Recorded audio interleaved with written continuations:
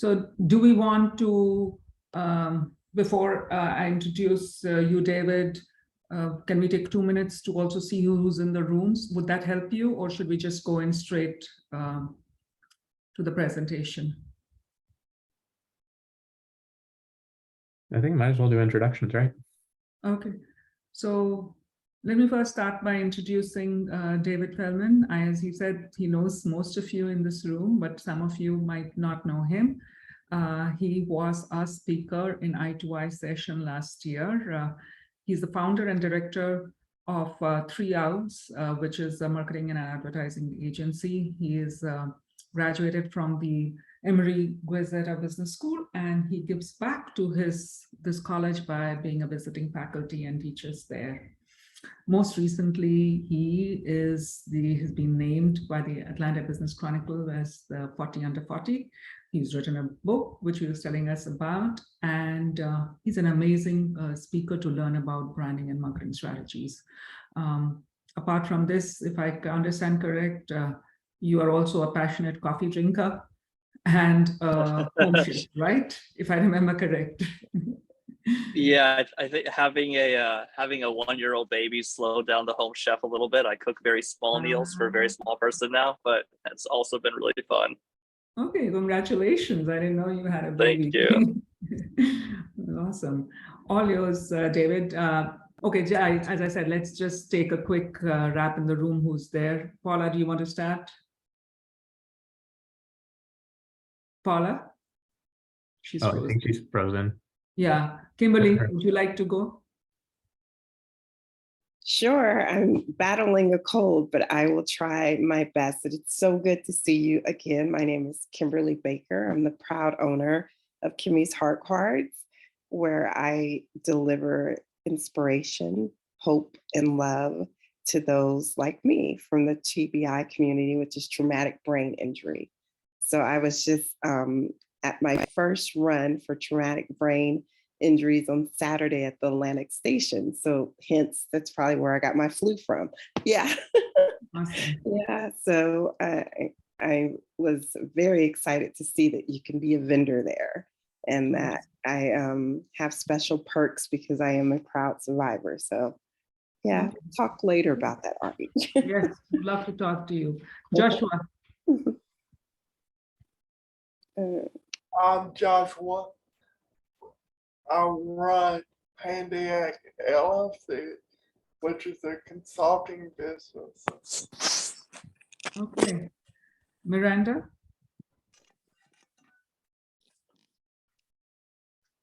Miranda, unmute yourself. Okay. I think she's working on it. Yes, she's There we go. Okay. Hey, everyone. Can you hear me?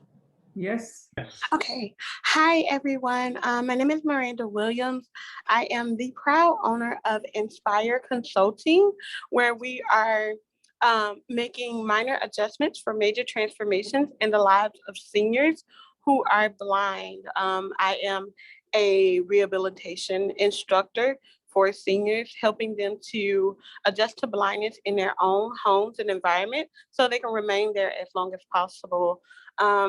I also am a vendor with Morgan State University, where we would do our first White Cane event on October 15th. Well, I will be doing a lot of presentations surrounding blindness, cooking, and things of that nature. And I am a former Synergies Work participant. Thank you, Miranda. Good to see you. Vanessa?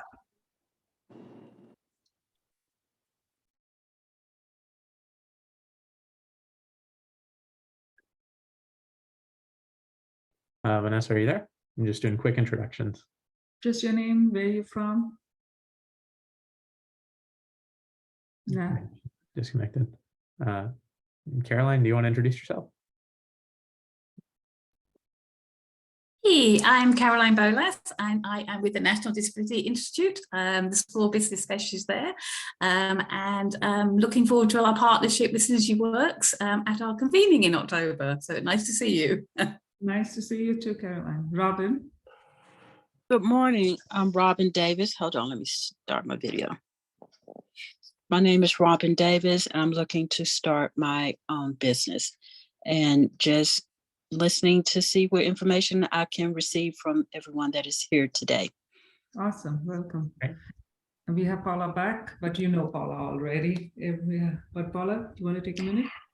Sure. So I'm Paula Blanco. I'm currently with the Synergies Work team, sort of as the community manager. I also run my own business, which is a website and social media management company, Pixels and Paper. And I'm excited to be here because you can always learn something new to improve your reach in digital and brand yourself better. So excited. Awesome. Thank you so much, and thank you, Vanessa, for popping it on the chat. She has problems with the mic of the speaker, and she works as an administrative assistant with CFI's work opportunities and peer support programs, largely with people with mental health issues. So welcome, Vanessa, and thank you, David. All over to you now. Great. Well, good to see some familiar faces and some new folks as well.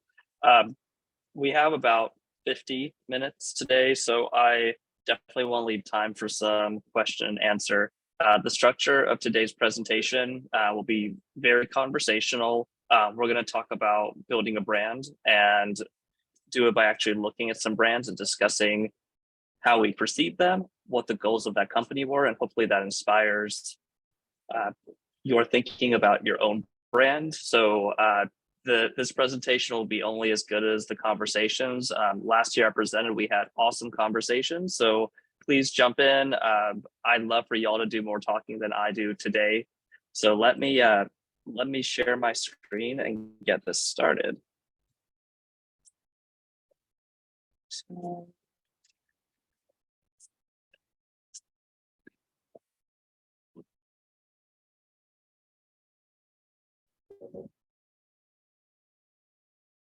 can y'all still hear me? Yes. Great. We'll do this one more time just to make sure my audio is share sound. Okay, great. Do y'all see the full screen branding workshop? Yeah. Perfect. Okay. So yeah, a little bit about me. Agency where I tell people we're at the intersection of design, technology, and data. So we work with a lot of great brands both in Atlanta and nationally. Also write for Forbes and recently wrote a best-selling book about the power of small business. So really applies to all of you and the small businesses y'all are starting. So I have a lot of passion for folks who are entrepreneurs and looking to do something big. Even if you have something small, you can make a really big impact. So if you look up branding, you're going to get a ton of definitions on Google. I'm not going to say that any of them are right or wrong. A lot of it is how you want to define it. I'm going to go through how we are going to be defining a brand today. I think in general, most people in my field will agree with like a general definition of it, and then everybody has more details of it. This is how we're going to discuss it today. Well, I think one thing that's really important to remember is your brand is not just your logo. It's not your identity system. And by identity system, I mean colors and fonts and photography. It's not your product. It's not your tagline. The best way to describe it as a brand is a gut feeling about a product or service. Your brand is not what you say it is. It's what people say it is. And that's really important to think about. We work with a lot of companies that come in and say, here's what our brand is. And then we do the research and everyone's saying, nope, this is how we perceive it. And we have to figure out how to get either the brand to evolve to here or people to get here. So as you're working on your brand, it's important to think about how people are perceiving it, because it's such a challenge if you've got this beautiful idea and you're presenting in a way that people are not seeing. But it's one of the most validating moments when you put out a brand and people understand it the way that you thought about it and the way you've envisioned it. So we're going to look at some brands and look at some of their commercials and websites. I'm going to ask y'all how you perceive it, how you think that they want it to be perceived. So your brand is how it's positioned in other people's minds, but that doesn't mean that you don't have any control. You actually have a lot of control over how it's positioned in people's minds.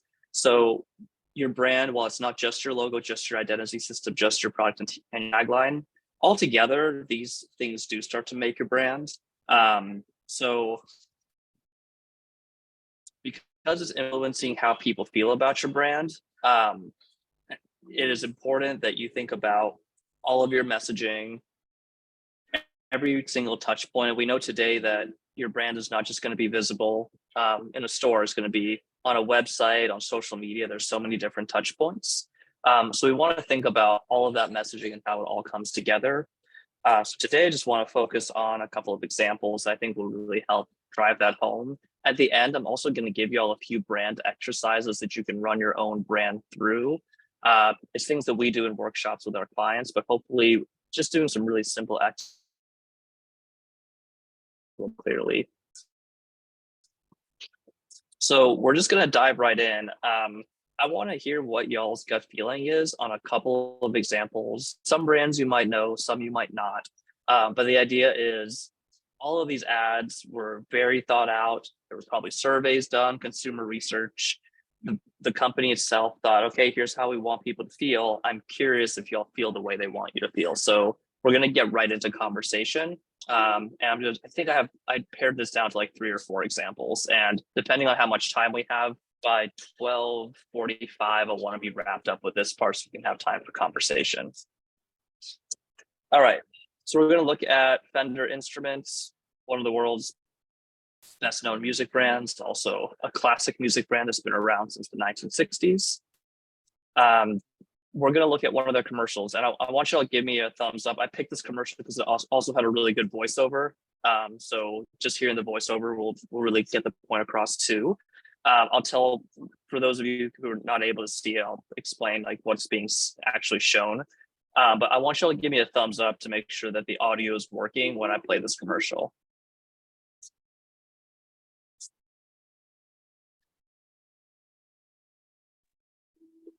No, I don't think you have audio. Okay, let me try that one more time. So before we look at the commercial, I do want to show you all 4 pictures. And this is all like when we talk about brand, their logo is visible on all of these, right? You see products in the top left. What about the top right? What do you see? How are those are still Fender images. What's really different between all of these images? What are they trying to convey across all 4 of these? So I tried to pick 4 images that did a good job kind of conveying what they were looking for as a brand. Like what are y'all feeling just looking at these pictures? So, David, if it's okay, can you just give the visual description of these 4 photographs to the people who can't see? Yeah, so we've got a stack of amplifiers, and then we have a picture of a woman probably in her mid-30s at home practicing guitar. Then we have a picture of a guy with tattoos just sitting outside wearing a Fender t-shirt that has a surfer on it. And then we have a picture of Jimi Hendrix, so like a kind of a cross section. So seeing that and hearing about that, what kind of brand do you think they're trying to convey just with these images that I pulled? It's Paula. I figured I'd have a go. So I feel like it's kind of casual, kind of gritty. It feels very accessible as far as these are people who could be me. I could see myself, especially in the woman who's sitting at home practicing guitar. So that's what it feels like to me. For me also, it reminds me of versatility. Yeah. That's for everyone. This is Miranda. That's what I got. I got music for everyone, no matter the description, lifestyle, or anything. It's very versatile and diverse. Yeah, y'all are, this is great. And it's awesome that y'all are picking that up from 4 images. And these are all from Fender, all very thoughtful. Because I could pick another brand where you might see, Fender makes guitars and amps, right? There could have literally been another company where you're like, oh, that looks like it's just for musicians and it's just for professionals. It's the same product. It could literally be the same product, but they have chosen to make this very accessible, casual. I'm going to show you all a commercial now. And I think what's awesome about what y'all said is I myself just picked 4 images. This commercial you're about to see is very intentional.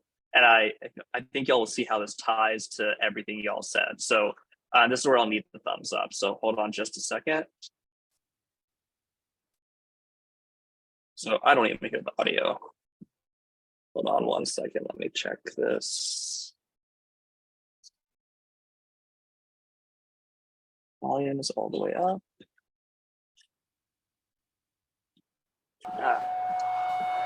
Do y'all hear that? If you want to make it as a guitarist, Perfect. Okay, so I think I just need to turn my volume up. Let's try that again.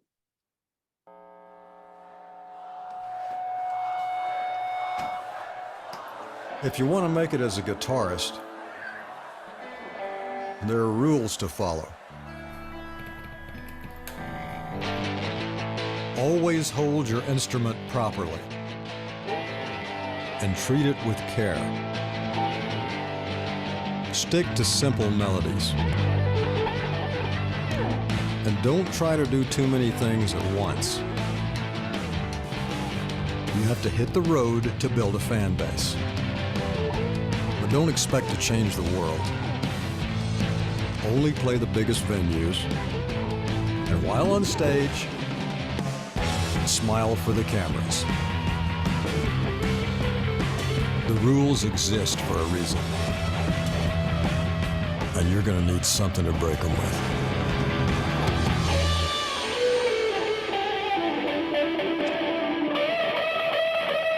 The American Professional 2. The one for all. So what I love before we get into this discussion is how much y'all picked up on just on 4 photographs. And this is my challenge to y'all as you're thinking about your brand. If you can pick 4 images from your brand and someone can say, I get it. And then you can drive it home with a great voiceover like this or a great video like this that really starts to solidify the brand. So my question to y'all, and it's obviously a leading question, are y'all surprised by this commercial? Does this feel correct? Let's discuss it. This is Miranda. I don't have a visual aspect of the commercial, but just from the voiceover and the music playing behind it, you can tell that there was a contradiction to the words versus the music that was behind it. Like I knew the climax of the commercial was going to be totally opposite of what he was saying just because of the music in the background. So true. It's fascinating to hear that you were hearing the contradiction just on the music and the words. So I love that because I didn't know if that would come across. That's amazing. And I think that layer that you found is also very intentional by Fender, the music and the words contradicting without even seeing the visuals. So that's amazing feedback. It's really interesting. So question that I have, David, is that this brand is versatility image, or is it it's for folks who are breaking the mold, breaking the rule makers? I don't know. How would you define it? The research has shown that there are more and more people. For a long time, the guitar was, especially Fender, was a male, very like male driven, predominantly instrument, also like very white male. And that's changing. There are more women picking up guitar than men. Or more girls starting to play guitar than boys. So when we get really into what their market research says, that there is a greater diversity of people starting to play guitar, and they want to really lean into that. They decided not to go with their 60 years of legacy here because some of that legacy is very white male. They're going for diversity and inclusivity. And that's what I see with Fender. They're seeing that in their research and they're doubling down on it. So making it comes across as a very young and someone who's pushing against the rules and trying to create something different and new. So I think that they do it very well. And remember, y'all, like this commercial is not just, hey, this is going to be fun, let's do it. There was so much research that went into this commercial, and this commercial it's going to define all of their touch points, the language that they have on the website, the types of ads that you see, their Instagram posts, even the type of stuff that they will likely repost on their social channels. They're much more likely to repost somebody who you typically, in your mind, wouldn't think of somebody as a guitarist. But what's the difference between a white guy playing guitar and a person of color playing guitar, or a young girl picking up a guitar? That's what Fender's trying to break through here, is that accessibility piece, which I think brings forth even more in this commercial than it does in the pictures. So that said, does this feel aligned with the images you saw? Does it feel different? Like, I'm curious, like, what y'all's thoughts are. I definitely think, I'm sorry, go ahead. I follow a young girl on Instagram. She appears to be about maybe 13 or 14. And she's a young white girl. And I follow her because and I think they said she plays the bass guitar, something totally different that you see in girls, and especially young girls. That's right. Yes. Seeing something like that is what Fender's really trying to connect to and to celebrate it. The question that you asked, David, whether the photographs were in sync with the image that the ad had. Right. Yeah, go ahead, Miranda. My answer was yes for that. The images that you described totally, in my mind's eye, went with the video. It was defying the norms, doing away with the traditions, and just doing something that you love, whether you're an everyday mom or a rock star or whatever. It was the versatility for me, and those photos definitely conveyed what the video or the branding video was actually trying to say, or did say, because it didn't try. No, yeah. And y'all, it might feel effortless, but just remember, this probably went through tons of rounds of revisions and had a lot of creative people working on it. So it feels effortless, but remember, like, this was very calculated. They probably had a lot of versions of this ad that they tested with people before they ran it. So the end result feels totally natural. And that's another part of the brand too. People can tell if you are trying to force them to have a feeling, but what is it about gut feeling? That's why I say gut feeling. It's not forced. It's what you feel, what feels natural. That's one of the hardest parts about branding. Now, the part for y'all that's going to be easier, the difference between y'all and Fender, the guy who started Fender, Leo Fender, back in the 60s, is not sitting in the boardroom making these commercials. He is long past. Y'all are so close to your brand where at this point, now is the most important time to define what your brand is, because you're the one defining the values. You're the one who's close to it. What I see happen is as companies grow and the founder gets more further removed, it's a lot harder to define your brand. So you guys are in a really special place right now where you and the brand are almost one and the same. So a lot of your values will be the brand's values. So it's a really important time to capture them at this point, compared to a bunch of people who work for a company called Fender trying to figure out what direction they need to go in. So it's a really special time for y'all, since you're developing your brands yourself. So y'all did a great job about the story Fender's telling. I'm going to skip over this one. I want to hop over to, just with timing, I want to look at Verbo. I'm going to show you the commercial they showed in January, and this was pre-Omicron, but right, like when people were starting to get back to doing things in person and doing things together. So show you the commercial and then ask y'all your thoughts. What better place could... Check out this Verbo. Oh man. Michael, they're your cousins. Look at me. Here I am, right where I belong. I see that face coming back to me like an old familiar song. What better place could anyone be? 'Cause you're here with me. It's all I've been looking for and so much more. And now I'm here, now you're here. Nothing can go wrong, 'cause I am right where I belong.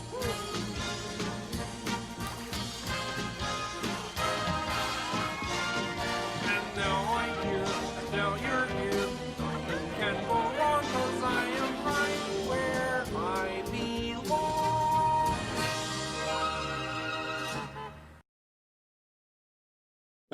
What's important to note about this ad, they relaunched their brand, new logo, launch. I think this was a Super Bowl ad. So this was big for them. So knowing that their biggest competition is Airbnb, how are they positioning themselves? Again, this might feel very natural. This was a very calculated move, especially as they were looking at their competition and they want people to book on Vrbo versus Airbnb and the other competitors. So what do you think their goals were? What does your gut tell you? How does this feel? I can go. I know that the young gentleman, when we were pulling in, he rolled up his window. He didn't even want to be there. And then by the end of the commercial, it was so exciting for family to be together. I think That's right. Yep, go ahead. No. Y'all, I'd love to hear from y'all. Go ahead. Are they positioning themselves for larger families vis-a-vis Airbnb, which is for a shorter stays and shorter, more individualized and compact families? I think they're saying more the larger gathering spaces kind of a swap for the families. I don't know. But the feel is different. I know between the Airbnb and the Vrbo, this ad, the feel is totally different. This is Miranda. Listening to the commercial, the first thing that grabbed my attention was Kermit the Frog, and it took me back to childhood memories and fun times and family and unity. And I heard the kids laughing and playing, and it just made me think of family and being in a place where I can enjoy my family. And those are the vibes that I got from it. I don't know particularly what this brand is, but I got fun, free, together, let's belong here, we belong here, let's go as a family and make childhood or family memories. I agree with you. A key piece for me was also the audio. It was definitely nostalgic. I think it would have felt very different if we didn't have that recognizable voice and like a character, which isn't directly stated, right? But we all instantly go back there, and I think that's really important. I think it would have felt a lot different if you just had a track playing. So Great stuff. Artie said something that is really important, that it feels so different than Airbnb. Their products, there are people who literally list the same house on both. So they have, as far as their product goes, this goes back to the Fender versus like a professional guitar company, same product, but they're positioning it so differently in the consumer's mind. And it's really intentional. Like, you know that they were looking at their competition and figuring out how can we position ourselves differently. And y'all absolutely nailed it between the large groups, the familiarity of Kermit the Frog, talking about family, booking larger homes. Like, those homes are also on other sites, but if you want to book a big home for your family, where do you think you'll naturally gravitate to first? It'll likely be Vrbo, because of this commercial and how they're positioning themselves. And they also know that audience is there. There is a big audience for gatherings. So going back to the boardroom conversations, they're not going to pick an audience that doesn't exist. They probably found in their consumer research that a lot of people are traveling together. There's a lot of group trips and a lot of family reunions happening. People haven't been together. And, this came out in January, so probably a year and a half since people got to all get together. So very, very intentional. Did it feel forced? Did it feel like they tried? Does this feel like a marketing exercise, or did it feel like like a natural commercial? No. Definitely natural. Yeah. Yeah, I think so too. And I like the diversity. I think someone mentioned that too, and the different families and the guys in the pool that look like they could be your father or uncles or grandfathers. I did like that. I did like that. What about this line? Vacation homes for you and whoever you call family. What are they getting across there? Family is who you choose. Not so, that's a thing that's very trending now. There's people who are family by choice versus biological family, but this one is inclusive of all, whether they're biological or you choose to call them family. So true. And you're exactly right. And what's the tone of this sentence? Is it serious? Is it a little playful? Like what kind of tone are you getting from vacation homes for you and whoever you call family? What does that tone feel like?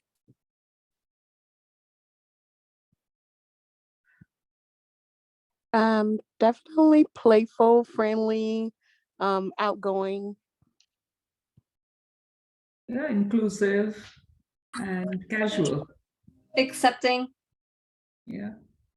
Yeah, and again, very likely they said, well, when we work on our tone, we need to make sure that it is accepting, inclusive, but also a little fun and welcoming. And that fun, tongue-in-cheek vibe also makes it feel more welcoming and more casual. So again, this is something that they all chose, and this is the direction they wanted to go in. This was very much an exercise in, we need to figure out how to differentiate ourselves from other competition, because a lot of families are about to start booking homes. A lot of people you call family are about to start booking homes. We want to be top of mind and positioned in our consumers' mind as the first place to go, because that's what Vrbo is celebrating. So it goes one step further. Look at their website. So let me actually make this a little bit bigger on the screen.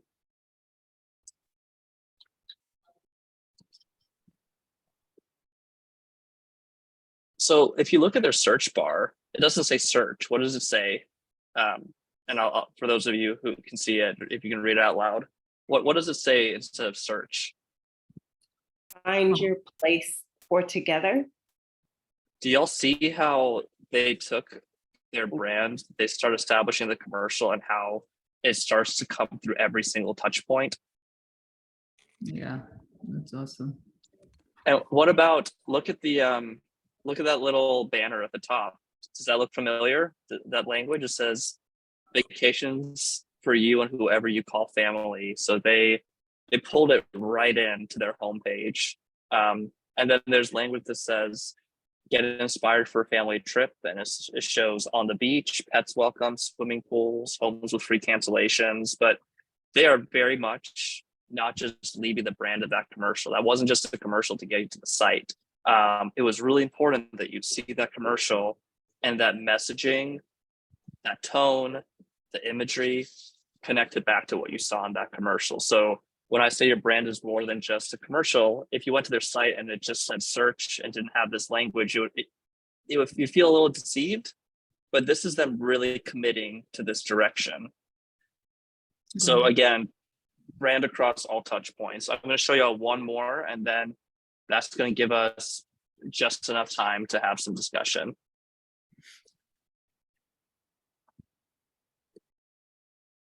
Okay, so 8 Sleep, this is a brand that I didn't know about till about a year ago, but I'll just show you all the commercial, which will explain to you what it is. The person in the commercial is Danny Green. He's a professional NBA player. So let me go ahead and show that to you, and then we can talk about 8 Sleep. This season, I'm training 24 hours a day. While I sleep, my body's active, I get hot, just like when I train. But the technology in my pod by 8 Sleep dynamically adjusts the temperature throughout the night, cooling me down as low as 55 degrees, helping me repair my muscles and restore my energy. Sleeping cool on the 8 Sleep pod makes my sleep deeper and more powerful. And improving my sleep changes everything. Sleep is fitness. Learn more at 8sleep.com.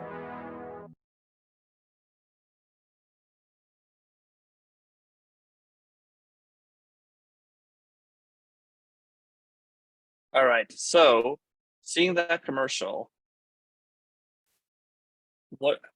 how is 8 Sleep? I mean, just think about mattress companies in general, sleep companies. What is 8 Sleep trying to tell you in this commercial? What's coming across? How are they trying to position their brand? That their mattress cools down the hottest player, everyday working player. Oh, she says for athletes. But cooling. If you're cool and you're comfortable, you're able to get a good night's sleep. Yeah. Right. What else? What else is coming across here? I just like, let's all like, especially if this is y'all might not know about this brand, which I think is great. It's nice to just like start to make a list of what their goals were as far as how they're positioning themselves. So what else? I think that they're targeting athletes because I don't think I have the money as they do to get an 8 sleeper. So 8 Sleep. So I think they're going after the ones who can afford it. So it's a luxury. So, yeah. so absolutely, like, you can just tell from this commercial, this is likely a higher end mattress, more luxury brands. That's also important in positioning. So absolutely. What else? This is Miranda. I'm sorry, someone else. No, go ahead. Oh, one thing I also noticed was that he was like, the control panel is right in his hand. So it gave him the autonomy or the control to cool down his body and find his particular comfort level. So there's a lot about customization here and Yeah, making it for yourself. customization. So absolutely. Anything else? How's this different than your usual mattress commercial? How are they positioning themselves? When someone's going to go out and buy a mattress and they consider 8 Sleep, how's 8 Sleep been positioned? What gut feeling do people have about it, and why would they go to their site when they get to the point of considering buying a mattress?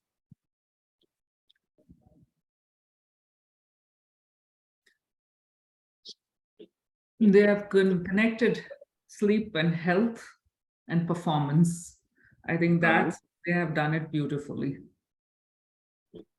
Yes, I would echo that. It's very much about performance, and it's a very athletic vibe.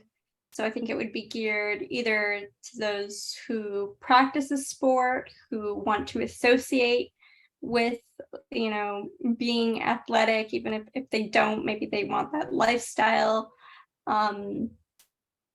It's it might be for someone who's very interested in tracking metrics. I don't know that I've ever really considered how warm or cold I am when I sleep. It's not something, obviously I want to be comfortable, but I don't log it. But there are people who are interested in all of those metrics, so it would definitely be for that type of person. So that's great too. Yeah, great point. Somebody who's tracking sleep metrics, somebody who loves the biofeedback wearables. Absolutely. What else? Somebody else was about to jump in. Oh, I definitely think that is targeting more athletic people, but I also think that it's more about productivity. If you get a good night's sleep, that you're being productive and you can get up and run your day and do your day however you do so. So I can see it going both ways, but by them choosing an athletic person to do the commercial, I definitely see more of people who are really into fitness and all of that stuff going towards that regular that mattress rather than a person like me that's like, oh, okay, I got my Apple Watch, I'm okay. Who was that who just talked? Was that Miranda? Yeah. Yes, it's Miranda.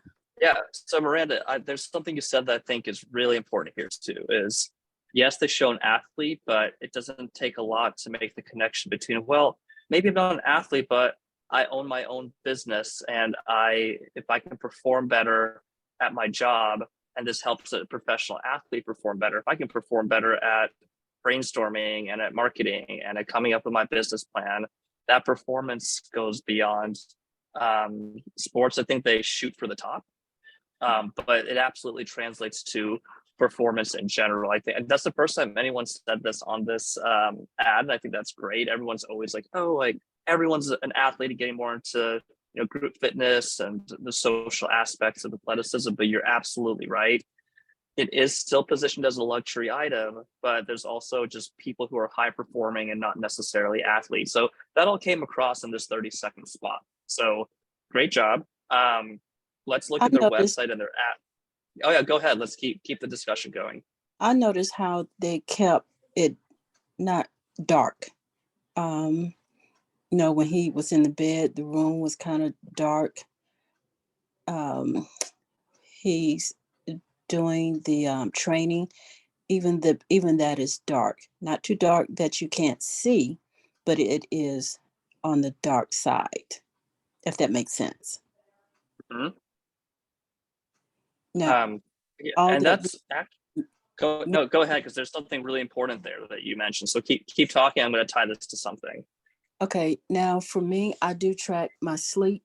I do make sure that my room is on the cool side, because I have learned that the cooler your room is and your bedroom is, the better sleep that you get. Everything that has been mentioned, for me, it will resonate for me, because all of those things I already do. And So, I and that's and I go put go ahead. price how much it will cost, just to see. It might not be a $2,000 bed. I'm sure they're going to look into people who are just regular people, that they may sell something not $5,000, but make it more accessible to maybe regular people, business people, and sell a lower end mattress, if that makes sense. You might have one that's $6,000 or $7,000 that's not accessible to me, but you might sell something to me that, say, $1,000 or $2,000. Yeah, those are great observations. And also, you were talking about just the colors in the ad. There are like darker colors with pops of light, so they're also establishing just their visual identity here too. So like if you look at, just remember how this first screen of the ad looks when you go to their This website. season, Okay. It's got that mix of like the dark and the white. So again, they're even tying that visual identity right back. So let's talk about their website again. I'm going to make this a little bit bigger.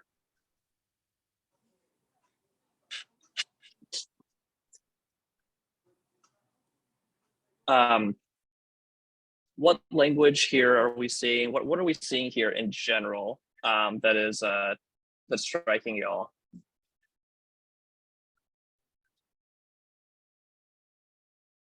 Fitness is a key word for them, and very professional. That's the feel that you get from this visual. Is this Yep. him talking himself or voiceover? Could you repeat that?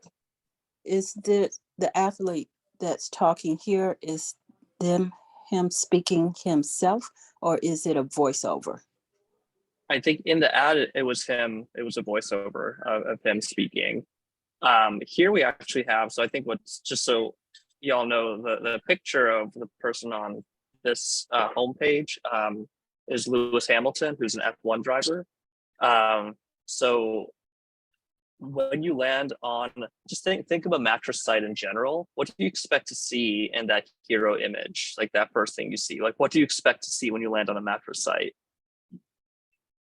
It's usually a bed, right? It's like a comfy bed or pillows, or maybe someone in their pajamas. So you're exactly right. Like if we were to remove the language on here and just saw this picture, I gave y'all 100 guesses as to what kind of site this was. We probably wouldn't say mattress site. So it's very bold here what they're doing.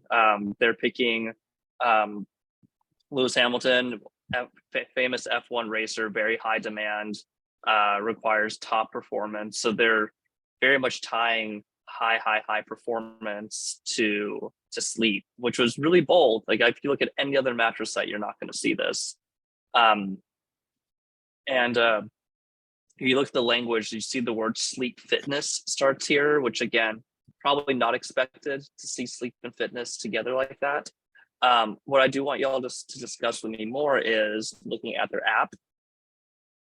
Are y'all surprised by how this looks? Does this tie back to the ad that we saw? There's a couple of different screens here, so I'll give y'all a second to look at them. But what are y'all's thoughts on the app itself based on the commercial that we saw? I do like when you all were talking about the colors, like how it's light and fluffy when she's doing the yoga versus the darker tones when things are going on. Like, I see it's a heartbeat monitor and things like that, but I think I don't know if they were intentional on the colors as far as the app as well on the phone. This is Janice. To me, it seems very intentional and ties into the commercial exactly because it's dark, it's sleek, high end, high tech, early adapters. I see language, they're using like fast, which kind of ties into that, them using a race car driver, as one of the spokespeople. To me, I see it, tying in exactly to the commercial. I think it's interesting that you said early adopter here because you're right. Like this is the first of its kind.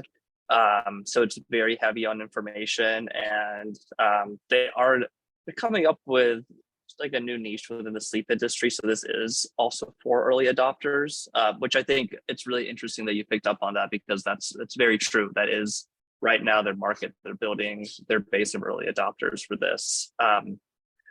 We have about 10 minutes. I want to make sure we have time for questions, but I think the whole point here is I showed each of you, I showed short commercials. We were able to pull a lot out of them. And the important part here was that the commercials tied really nicely to the websites, the apps. There's plenty of examples where that's not the case. So I was really intentional to make sure these were good examples. If we had more time, I would have peppered in a bad example so we could have ripped it apart together.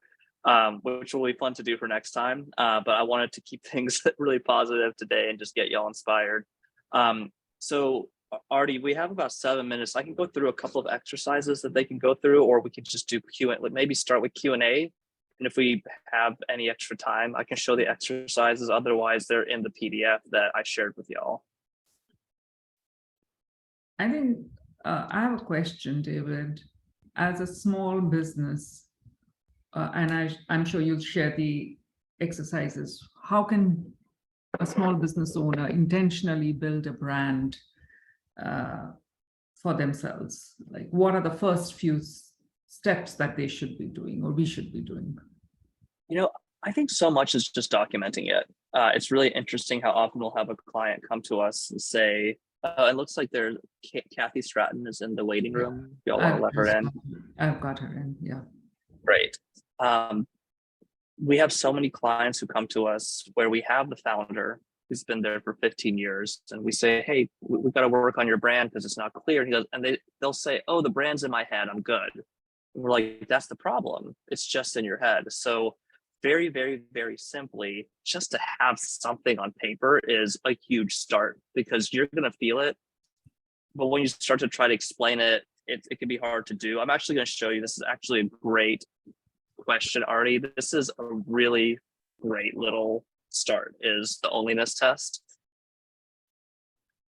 So basically our offering is the only one in this category that has this benefit. So just starting there is so nice just to be able to start documenting.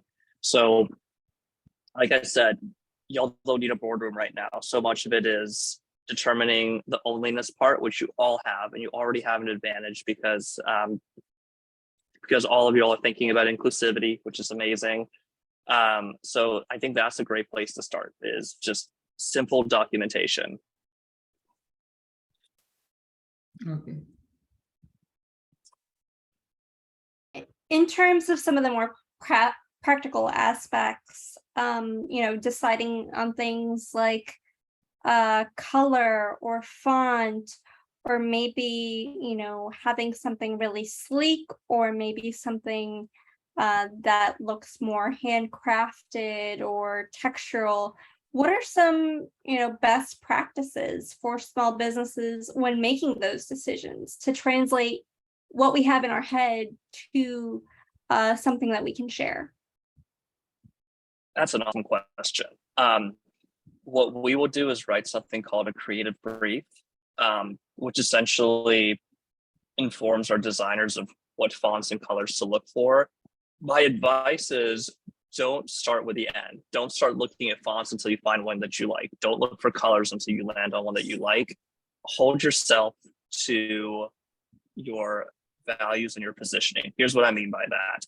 If you, as you work on your onlyness test, something else you can write down is the feel of your brand. So for example, if your brand is supposed to feel, Kimberly, do you make cards? Is that right?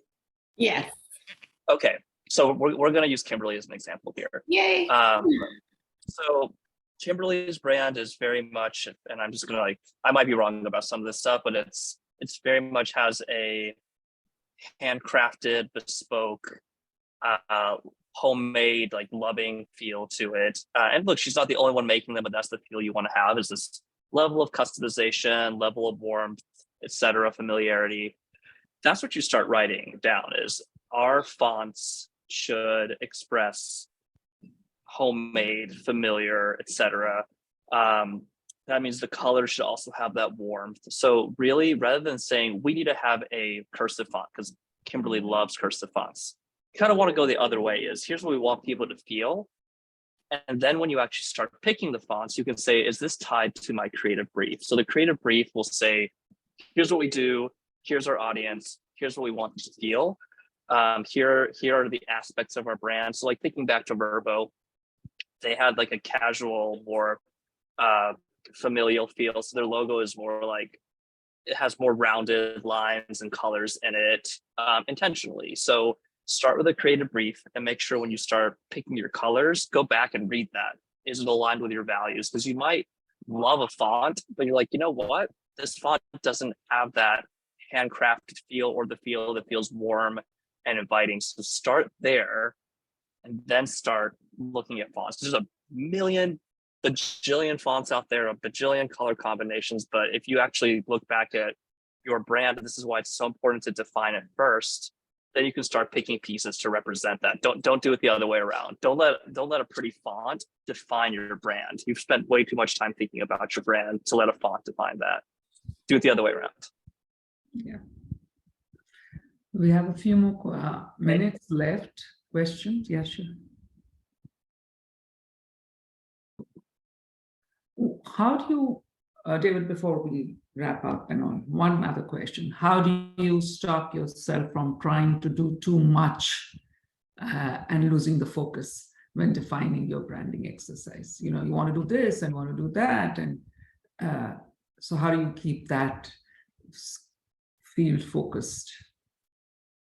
I would say if you could have a one-pager, that's a great start.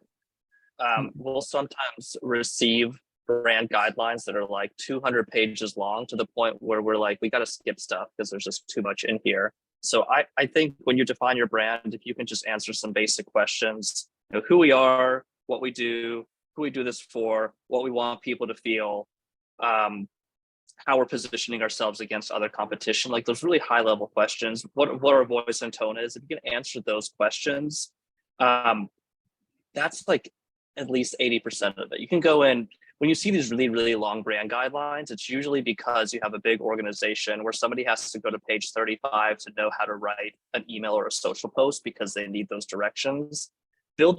Just build a solid foundation right now. Have that to reference and actually reference it. It's rare, because y'all are running the business, it's very easy for you to say, you know what, I'm actually going to change something up today. Don't do that, because then when you put something out there, it's going to feel different. So I would just one pager that answers those top level questions and make sure that you are referencing that. Now, if you put something out there and realize, you know what, a lot of the feedback I've gotten from my audience is that the cards, for example, Kimberly, are like, we're realizing that people actually take them and then they'll refine them themselves. They'll go in and like they'll add drawings to them. So maybe you realize that your brand is starting to evolve.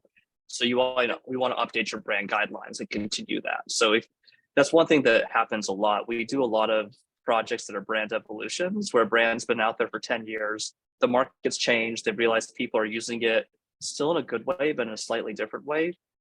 Keep your ear to the ground. If people are using it in a way where like, this is not the company I want, this is not happening the way I want it to, then double down on your brand. But if you're realizing that people are doing something that's actually really wonderful, double down on that and actually make products, evolve your product in a way that is aligned with your audience. That always happens. Brands always evolve. The product mix always evolves. That's really important. But make sure that you're the one who is ultimately driving that. Got it. I think we are out of time, but what a lovely hour that we have had with you, David. Thank you so much. It's always a pleasure to listen to you and revisit, even if we have heard it. But I think it was a fantastic conversation and a discussion. So appreciate your time. Thank you. Thank you so much. This is really good. Again, it's good. Okay. Appreciate it. Yeah. Thank you so much. Thanks everybody for joining in today. Next month, we will be having another conversation with Karen Hunter on networking and the art of networking. So keep on a lookout for our email, and we hope to see you again next month. Thank you. Also, before you close out, I wanted to add, if you haven't joined already, I encourage you to join our Learning Hub. We have amazing resources available to entrepreneurs. It's a platform that's developed with diversity in mind, but it's open to everyone. So if you're passionate about starting, growing your own business, this is a way to connect and create community. And I'll go ahead and put the link in the chat for us. And we'll be sharing this conversation. It's been recorded. We'll be sharing it on the Learning Hub. And we have Christian. Okay, thank you so much, and see you again. Take care. Thanks, David, once again. Bye.